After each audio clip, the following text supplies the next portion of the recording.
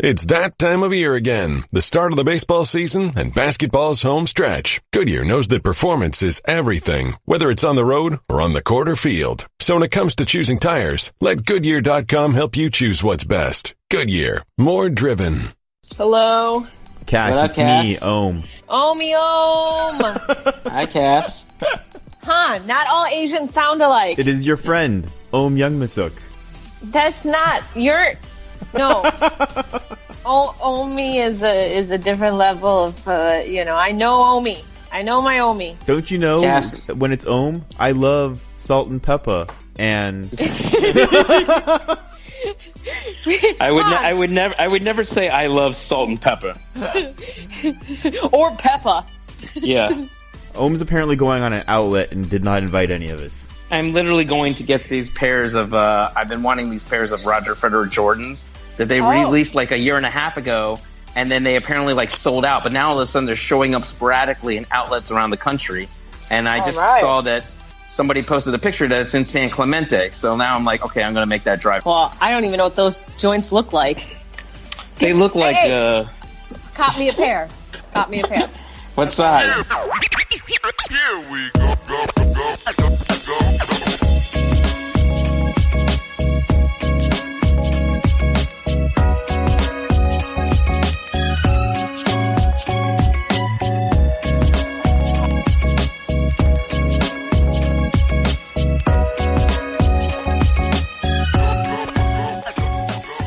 Welcome into the Hoop Collective on this Championship Monday, sans NBA games. I'm going to have a little withdrawal, but there's no NBA games tonight. Did you not know that? I knew that, but sans is fun. You're busting out the Latin. It's real fancy is all I'm saying. I actually think the pronunciation is sans. Sans. Oh, shit. All right, Stanford. Can I say that in a snootier voice? I think it's Excellent, sans. Cassidy. I think the pronunciation. That's my Chicago accent. I go heavy A's.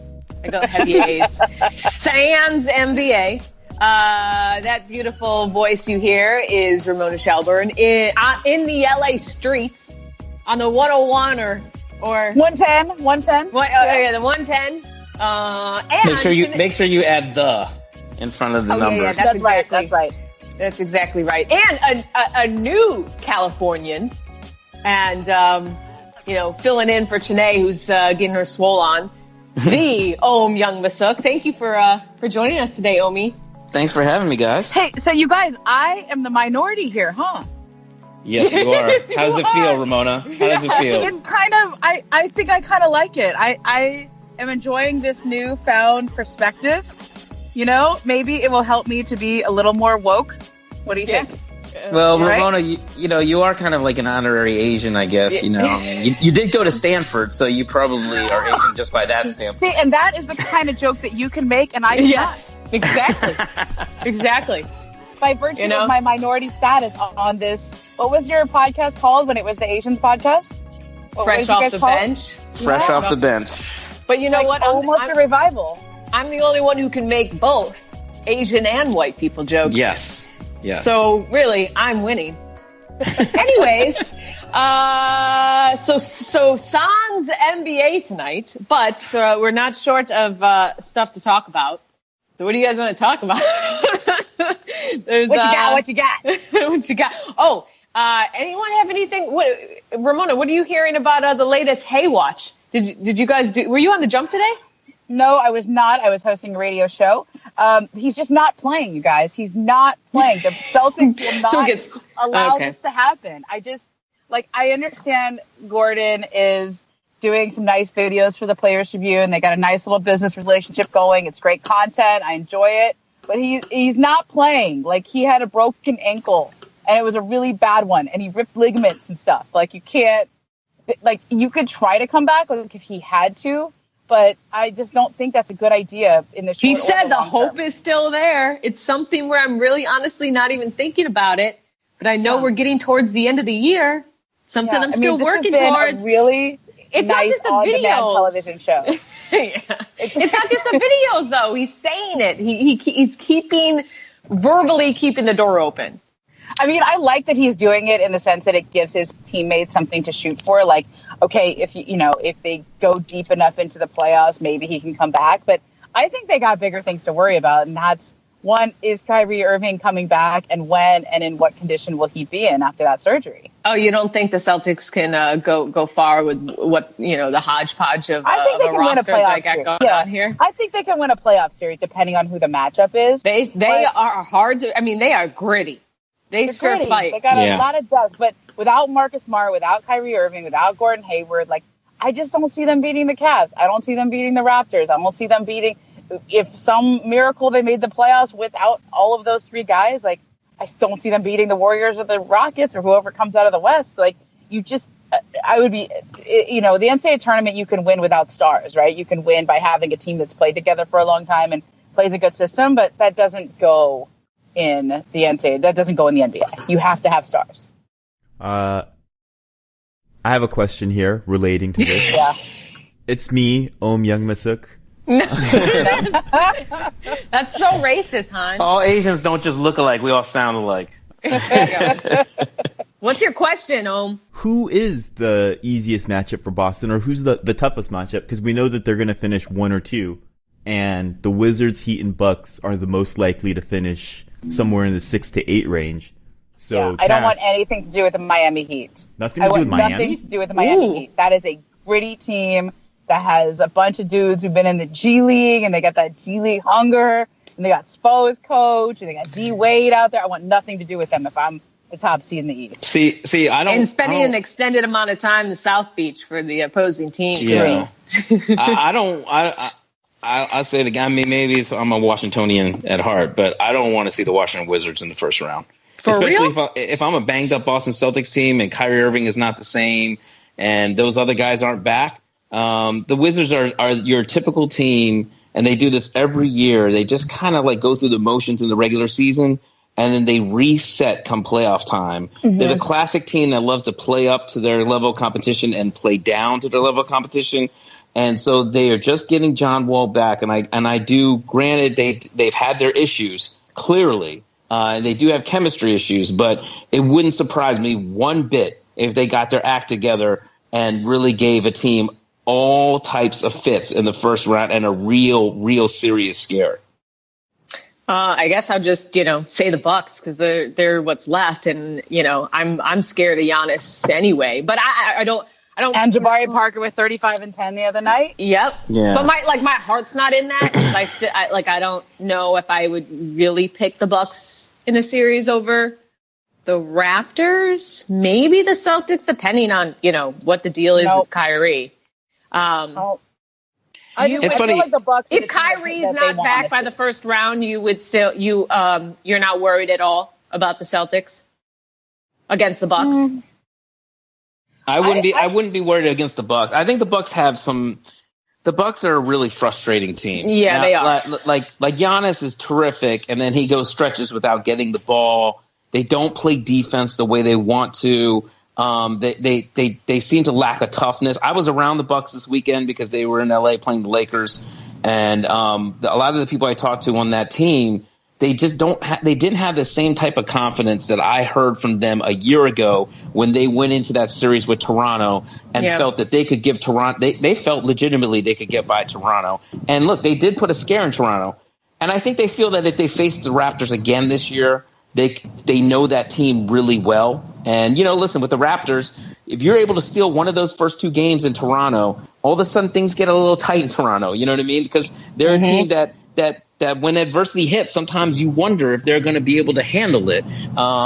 And so I think the Bucks probably would rather face the Raptors. I think if all things are being equal, but unless the Celtics are injury ravaged, but because they know that they can give the Raptors a scare and they know that team pretty well. But the Bucks just don't seem like the same team as they were last year. Here's the thing is that, we're talking about there's now 3 key players in the NBA who have significant injuries that put them on a timeline where they could be back for the first round of the playoffs, but could also miss the whole first round, right? Steph Curry, Joel Embiid, and Kyrie Irving. And you look at those 3 players and go, okay, if they make it back for the first round of the playoffs, who is most likely to look like themselves? Who is most likely to perform like themselves?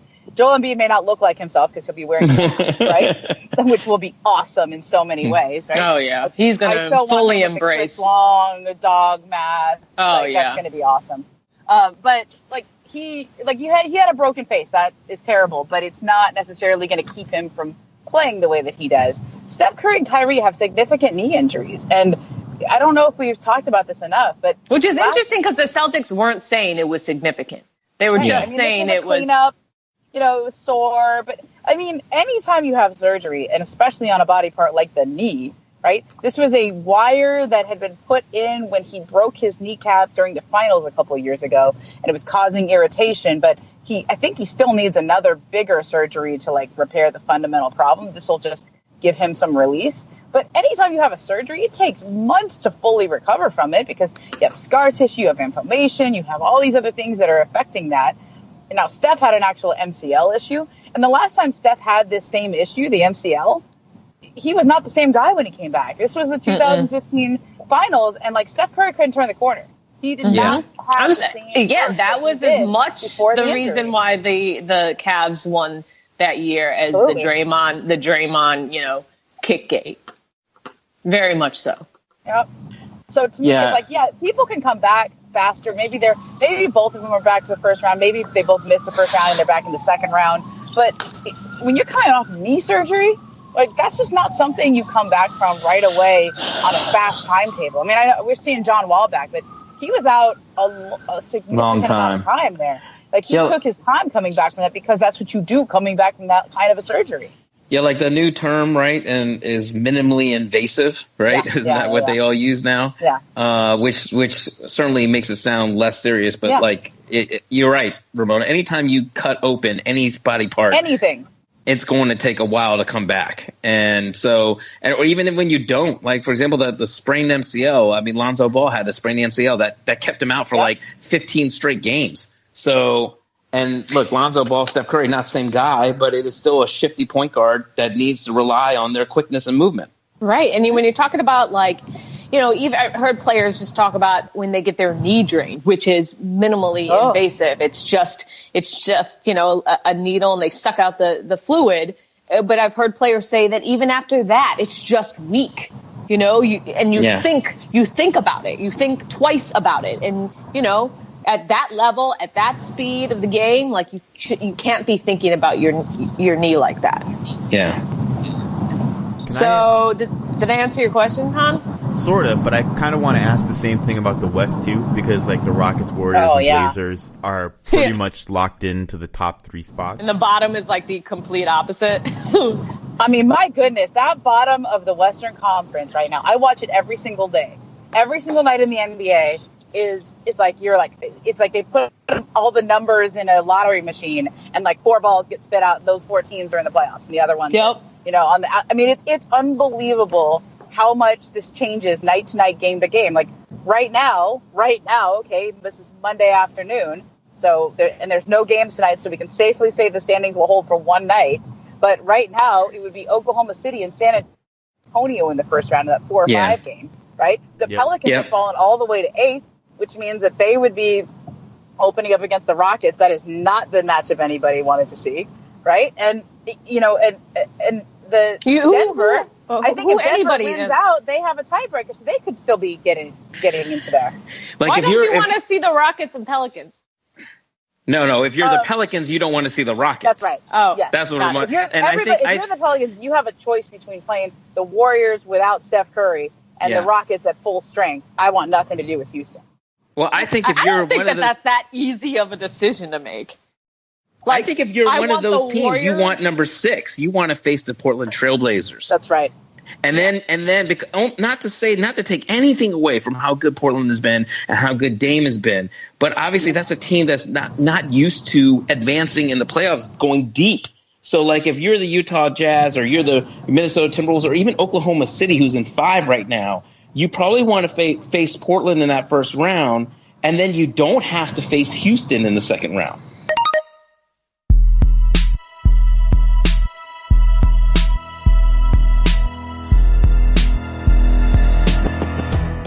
Hey, Han.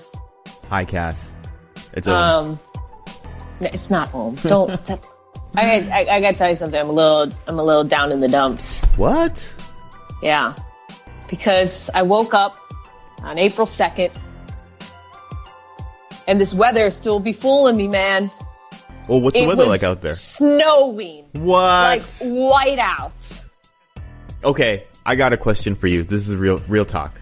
As opposed to the... Oh, because everything we do is fake talk. Yeah. This is real talk. Exactly. Why do I live in New York? Yeah. This is the... I was going to say it's the best city in the world, but my like Chicago heart just like jumped out of my chest and like almost like strangled me. But it is it's a great city.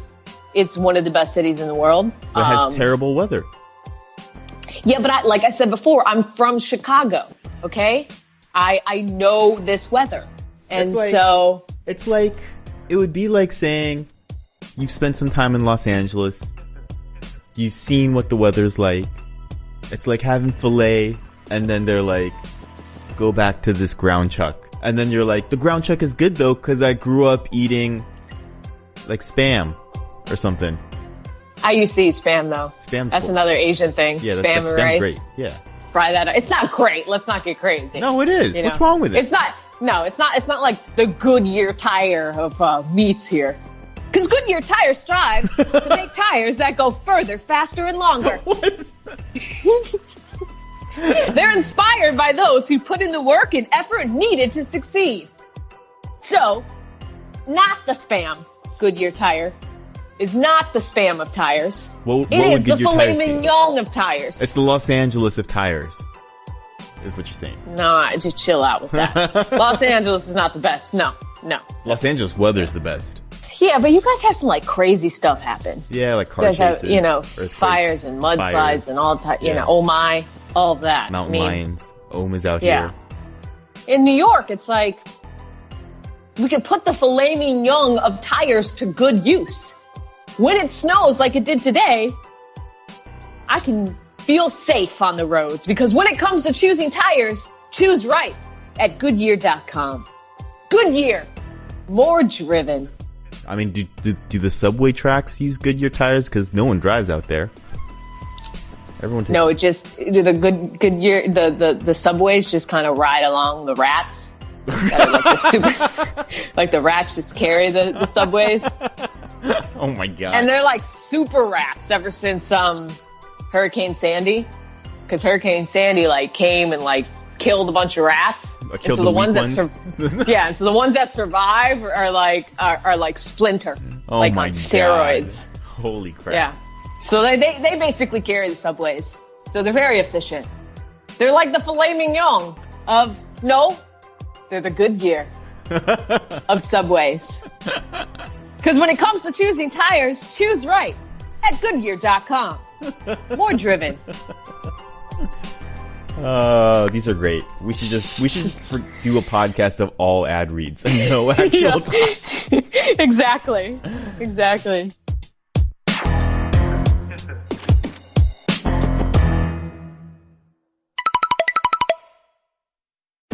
Love scoring amazing hotel deals? Then you've got to get the Hotel Tonight app. Forget scrolling through never-ending lists of hotels.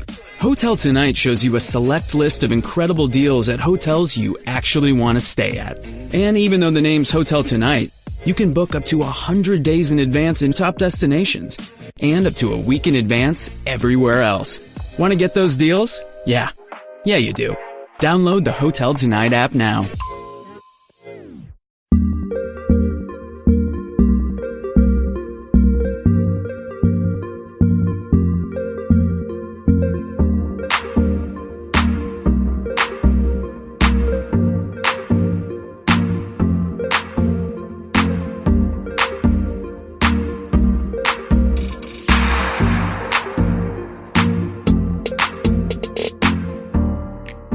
That Spurs Rockets game yesterday, you reading more into the Spurs win or like the Rockets loss without Chris Paul? Definitely the Spurs win. I think San Antonio has really come together over the last couple of weeks. And like they look like a team, when Manu Ginobili said a couple weeks ago, I was standing right there when he said it, and he said, for me, he is not coming back. He was talking about Kawhi Leonard. Oh my gosh, I know. We got duped. Yeah. And they have really turned the page and just decided this is our team. And we got to figure out how to win with this team as currently constructed. We're not, there's no Patino game, right? Kawhi Leonard is not walking through that door. And that is their mindset. If he comes back, great. But they're not even thinking about it or expecting it anymore. And I think they've really coalesced into a nice rotation. LaMarcus Aldridge is stepping up and having his best season so far since he's been in San Antonio. Yeah, I mean, if it wasn't such a ridiculous MVP situation right now, he definitely should be, in the MVP race. Like I might even put him in front of Damian Lillard right now. Ooh, wow. I don't know if I go that far. Wow. But I'm just considering what the Spurs have been. You could vote at LaMarcus and not feel bad about it at all. Like, you could toss a fifth place MVP vote at LaMarcus, right? Like, well, I think we can all agree the top three are going to be, it's, in whatever order you want to put them, but I think it's probably going to go Harden, LeBron, and then Anthony Davis. And then I think it's Dame Lillard is 4. Mm-hmm. And probably, I think LaMarcus could be a fifth place vote right there. Because he spit hot fire. By the way, shout out Ramona shouting out "Hate Hard King and Mean" with the Patino game. I got a question for you, Ramona, and I'm kind of like starting to obsess about it a little bit. The whole Kawhi thing to me, I can't get enough of it, and I think it's maybe because I'm trying to write a good story on it. I think it's because I'm in. Listen, yeah. And you and I know this publicly. Nobody in the Lakers universe is talking about this. But to me, privately, the Lakers have to be keeping an eye on this because you're monitoring to see, you're hoping things go bad there and that somehow Kawhi becomes available and the Lakers have all this cap space to pounce. So I actually disagree on that one. No? I think that you don't want – if you're a team like the Lakers who doesn't have an abundance of assets, draft picks, et cetera, you don't want to trade for somebody. You want to sign somebody as a free agent where you don't have to give up anything. Like, right. You can, why I think here's my theory though. If you're not confident that you're going to be able to get 2 max free agents on their own this summer, Paul George and LeBron, then here's maybe one theory that I have. Perhaps you can sway somebody like LeBron to come if you already had a Kawhi in the fold. And that way, you would have to part with a Kyle Kuzma and a Brandon Ingram or a Brandon Ingram and a future first-round pick or something like that. But perhaps LeBron wasn't already feeling that young crew anyways. He's not here to really teach those guys. Perhaps he's willing to come along with a Kawhi and then they go get Paul George. Okay. The general rule in terms of super team construction is you have to have one before you can even think about 2 or 3. Oh, boy, what'd you do, Om? Yeah. It's going down in the PV. That's Lakers fans. The Federers? Did you just No. Lakers fans crying emergency with you dropping Kyle Kuzma's name. Fan favorite right there. I mean, listen. I don't want to break up the young core. I think they're going to be good. I think they're exciting. Come on. Okay. I do, but I think in terms of LeBron James, he wants to come to a ready now situation that would have a big what's three. The point? What would be the point for him to go to a build like a team that is in rebuild? Or I mean, no team with LeBron's in rebuild, but yeah. Well, he would have to think that like Brandon Ingram, Lonzo Ball, Kyle Kuzma, Josh Hart, these guys are good enough that if it's me and Paul George, we can win a championship. And they may be the parts, the exterior parts that could be good enough. But I think if you're LeBron James, you want a big 3. Well, I mean, that has been the sort of maxim of super team construction. But in terms of, if we get to the point where the Spurs have to think about trading Kawhi, okay? Yeah. If we get to that point, and I don't know if we're at that point yet, but these are the scenarios that have to play out, okay? They have to, number one, decide whether or not to offer him the $200 million extension this summer. If they offer that contract extension to him, I think the conversation's over. I don't see how a player like Kawhi Leonard walks away from that. I don't see how any player walks away from a $200 million extension. Well, clearly when it also seems like he, is trying, like he wants elite player money. He wants to be recognized financially as an elite player, as we're seeing with the Jordan. It's just so much money, okay? It is just so much money. it's hard to believe anyone could walk away from that kind of an extension. So much of this has been because Kawhi Leonard doesn't talk. Okay. Right. A lot of things are when somebody doesn't talk and there is a void of information, there's an opening for a lot of speculation to fill in there. And there is some frustration. There is tension. There is, on both sides. Okay. Because if you're Kawhi Leonard and you look at it like, well, the team doctors and the team keeps telling everyone that they cleared me months ago, but I'm not playing. That doesn't exactly make him look good, right? If you're a franchise player, you want to be defended at all costs.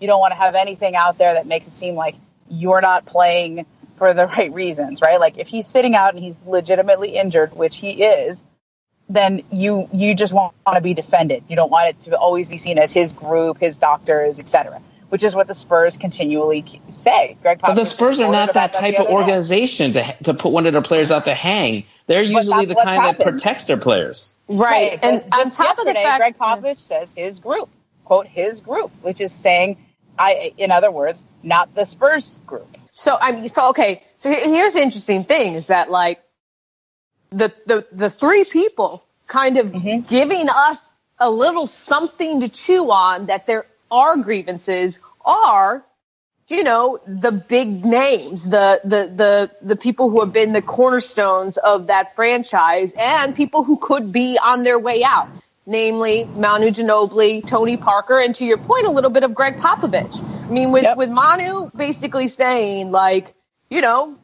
we got duped, y'all got duped. Tony Parker saying his injury was 100 times worse. I mean, he was like emphatic. He could have just said mine was worse, 100 times worse than what Kawhi had. And with Pop, keeping that door open, saying that it's not under the team's control and kind of giving more information that Kawhi's kind of acting on his own.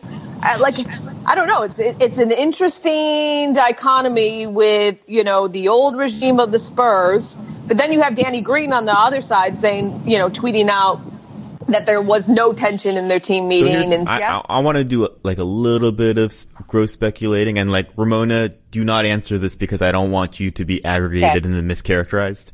Yeah.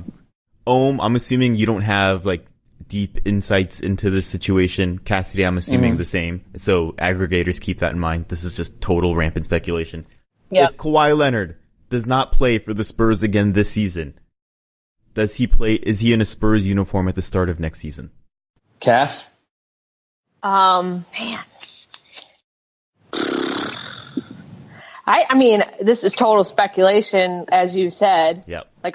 I'm feeling like he doesn't want to be there. Okay. But I have no basis for that. Right. None. Well, the basis is just that everyone else in the public, just like Ramona said, just trying to make sense of I just think once playoffs hit and he's not suited up and that team goes to war and they're looking at him on the bench, I don't know. I just think something may pop off that may be irreparable.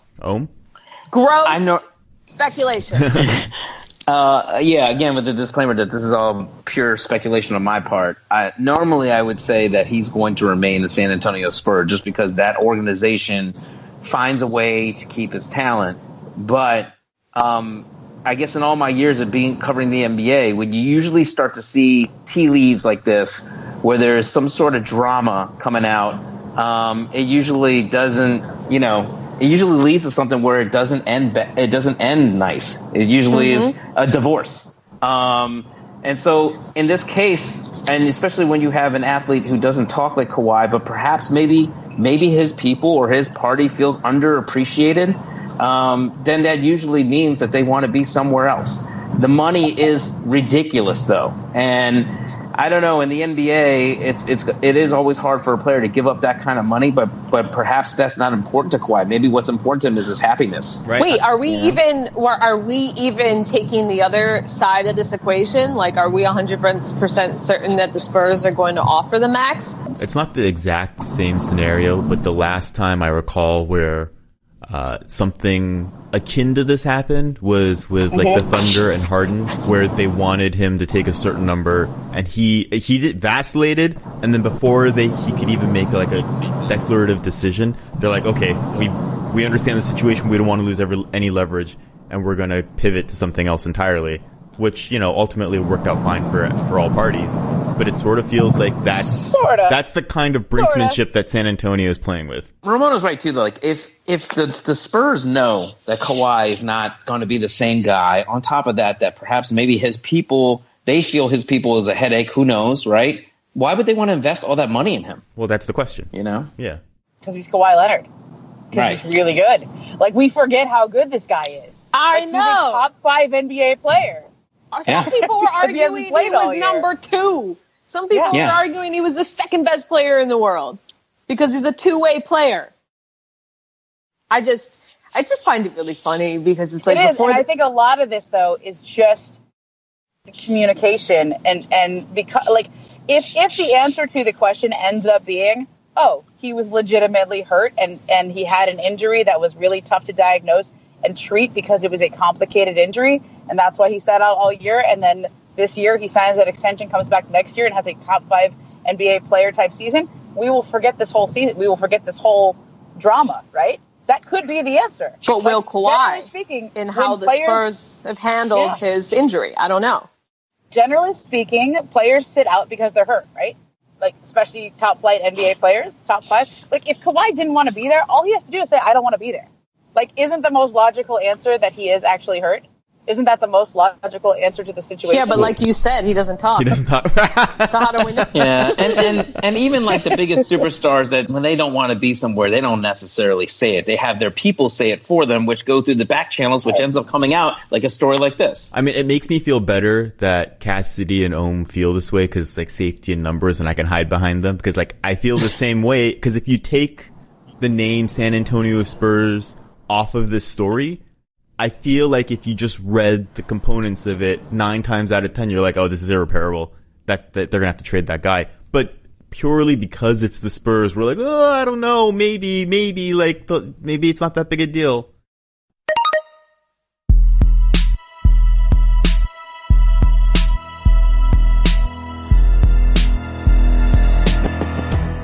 Hey, Han.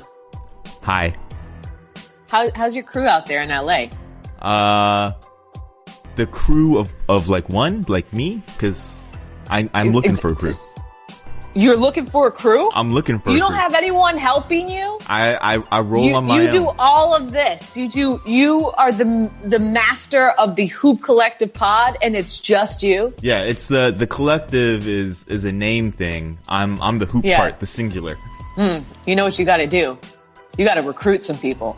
You maybe have to zip recruit some people. ZipRecruiter learns what you're looking for, identifies people with the right experience, and invites them to apply to your job. I mean, Han, not only are you going to get people to help you with this work, you may get some friends. More friends, my friend. You already have friends. You're very popular.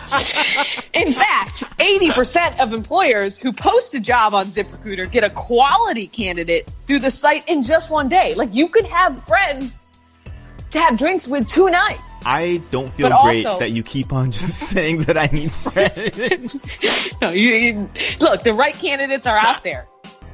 ZipRecruiter is how you find them. Businesses of all sizes trust ZipRecruiter for their hiring needs. And, Han, you have some needs I do as have a needs. Hoop Collective podcast producer, right? Yes. What can people do? Staple some papers? I'm starting to think I have friendship needs too, with how you keep bragging on that. They can coordinate our schedules. Listeners can try ZipRecruiter for free. That's right, for free. Like, Han, you don't even have to pay anything to get friends. Just go to ZipRecruiter.com/collective. What voice was that? What voice was that? That's ZipRecruiter.com/collective. ZipRecruiter.com/collective. ZipRecruiter, the smartest way to hire, or for Han, get new friends.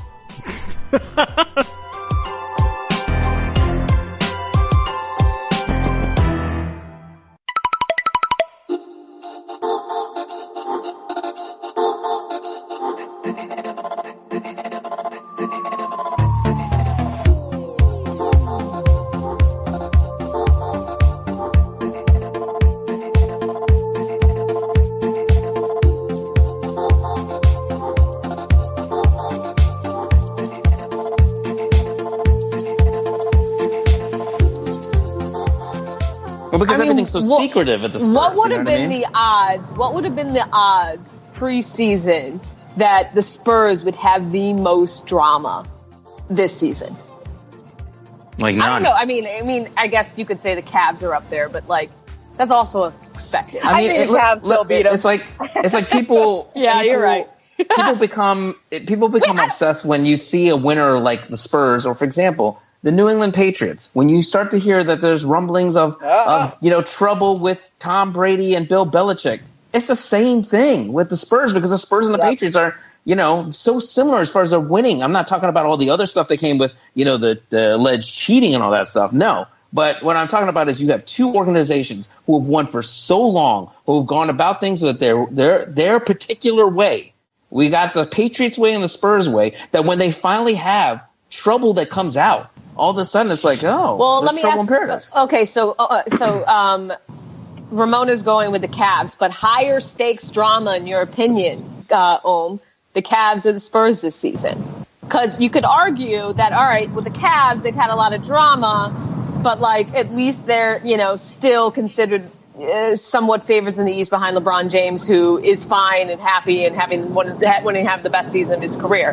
Whereas the drama with the Spurs, like the Spurs without Kawhi, like if they had Kawhi and LaMarcus was playing the way he is, and all of these young guys, like we may be talking about the Spurs up top of the West, not the Rockets. To me, actually, the drama that's been sexier to me is the Cavs. Well, I mean, because sexier is a different category. I still go with the Cavs just because I think anything that happens with LeBron, and it was almost, and to see that team completely, trade almost half the team away at the trade deadline. You had the Isaiah Thomas stuff going on with them. You had the shut up and dribble. Yeah, you have so much stuff going on. The coach with the Cavs. Stepping down in the middle of the year. His health in order after he was coughing up blood. I mean, that's, I mean, at the end of the day, what's happened with San Antonio, yes, it has affected them to a certain degree of what's going to happen with them in the postseason. But we're talking about the Cavaliers, which is a team that everybody was like, they're definitely coming out of the East. Even despite the fact that Boston made all these changes, everybody's like, it's LeBron. Cleveland's going to come out of the East. And all of a sudden, we were wondering, what's going to happen now when they traded half of their team away? So I think that has a much greater impact on the entire NBA than what's going on in San Antonio. Yeah. I mean, the Cavs, it's like it's something new every week. I mean, even with Kevin Love's admission of his anxiety. I mean, we didn't even mention the soup incident. I know, yes. Right? And like on a more serious note, we're not talking about Kyle Korver's brother passing away. It's just this. Yes. So yeah, I think I agree with you. The highest rated drama in the NBA, right? But at the same time, you have every Cleveland element. still has a shot at the championship because and there's also the stakes. Like I would say, Oklahoma City has had quite a bit of drama.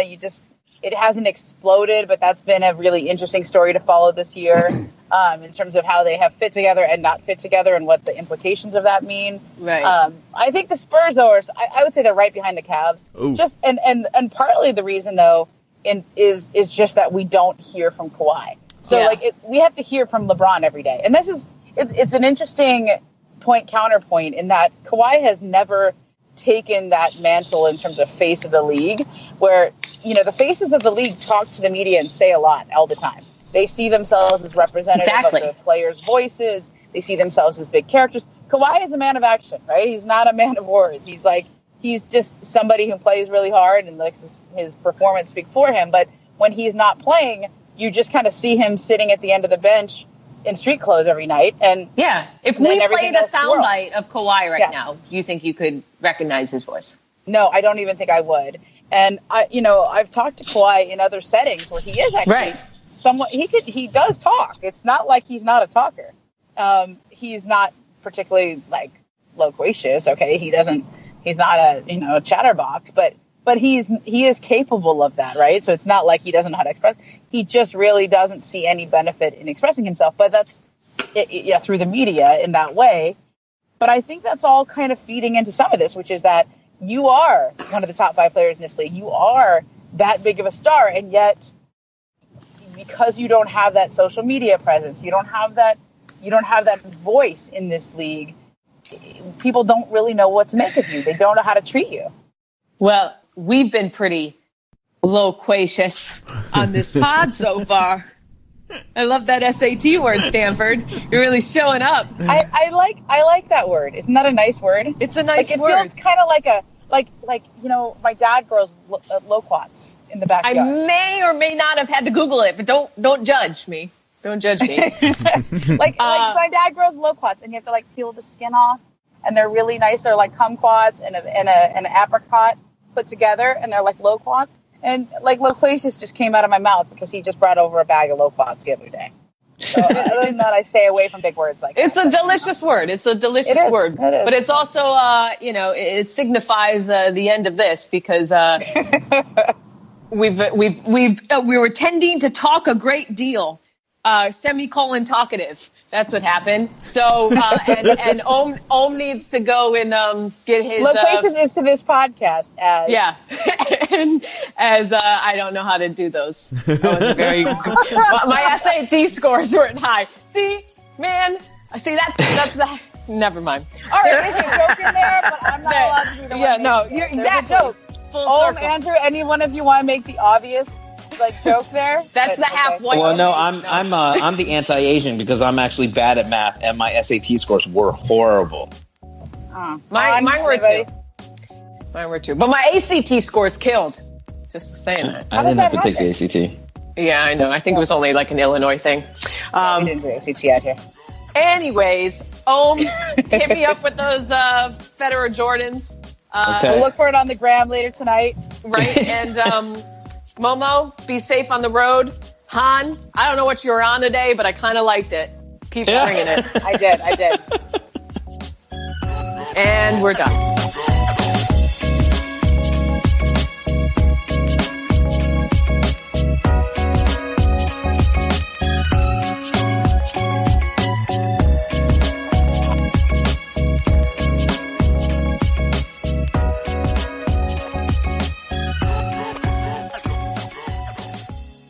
Hard to believe that baseball season is here. As fans, we demand a lot from our teams. And a new season means not only hope that our teams will do us proud, but a renewed drive and commitment by players and coaches to start strong and finish strong. Goodyear strives to make tires that do the same, to go further, faster, and longer. They're inspired by those who put in the work and effort needed to succeed. So if you demand superior performances from your team, why not do the same for your tires? When it comes to choosing tires, choose right at Goodyear.com. Goodyear, more driven.